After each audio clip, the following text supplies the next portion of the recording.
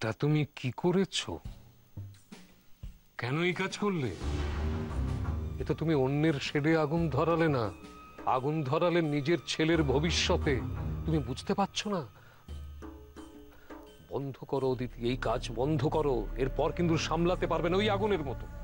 আগুন লাগানোতে আমাদের হাত থাকতে পারে, কিন্তু নেবানোতে সবসময় থাকে না। তুমি চুপ করো। চুপ করবো মানে? তুমি তো তেজপুত্র করেছো তো। করেছি। তাহলে কেন ওর প্রসঙ্গে কথা বলছো? তুমি জানো না আমি কেন করেছি? ওটা কোনো কারণই নয়। কোনো কারণ নয়? না। বাহ, তুমি তো ধৃতরাষ্ট্রের মতো। ধৃতরাষ্ট্রের তো দুটো চোখ অন্ধ ছিল, তোমার কটা? বোকার মতো কথা বলো না। মানুষের শরীরে দুটো চোখই থাকে। না, শরীরের বাইরে দুটো থাকে আর মনের ভেতরে থাকে অনেকগুলো, জানলার মতো। সেগুলো খুলে দিলে আলো আসে, না হলে সমস্তটা অন্ধকার। তুমি ধৃতরাষ্ট্রের ছেলেকে আজকে প্রশ্রয় দিচ্ছ, এর পরে কিন্তু সামলাতে পারবে না। তখন ওই আগুনে তোমার হাত পড়বে, আমি বলে দিচ্ছি। কি চাইছো তুমি? আমিও ছেলেটার পাশ থেকে সরে যাই?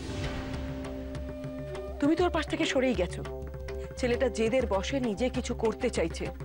আমি যদি ওর পাশ থেকে সরে যাই তাহলে তো ভেঙে পড়বে। পড়ুক, পড়ুক, আগে ভেঙে পড়ুক, তারপর পাশে দাঁড়াও, আমি কিচ্ছু বলবো না। কিন্তু এটা তুমি কি করলে? নিজের ছেলের স্বপ্ন পূরণের জন্য অন্যের স্বপ্নে থাবা বসালে। হ্যাঁ, স্বপ্নে ধাপা বসাতেই হয়। কোনো কিছু এমনি আসে না, সবকিছু কেড়ে নিতে হয়। না, গড়ে নিতে হয়।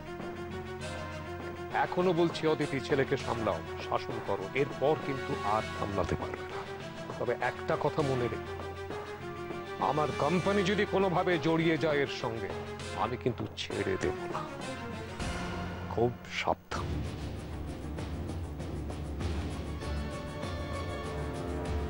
আমার কোম্পানি যদি কোনোভাবে জড়িয়ে যায় এর সঙ্গে, আমি কিন্তু ছেড়ে দেব না।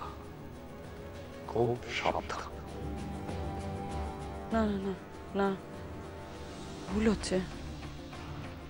এত তো বাকবিতনটা করে কোনো লাভ নেই। মাথা ঠান্ডা রেখে কাজ করতে হবে।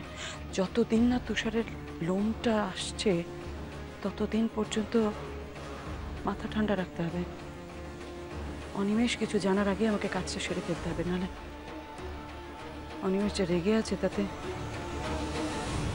কালই ব্যাংকে যাব, তুষারকে সঙ্গে নিয়ে যাব। একবার লোনটা তুষারের অ্যাকাউন্টে চলে আসুক, আর তারপর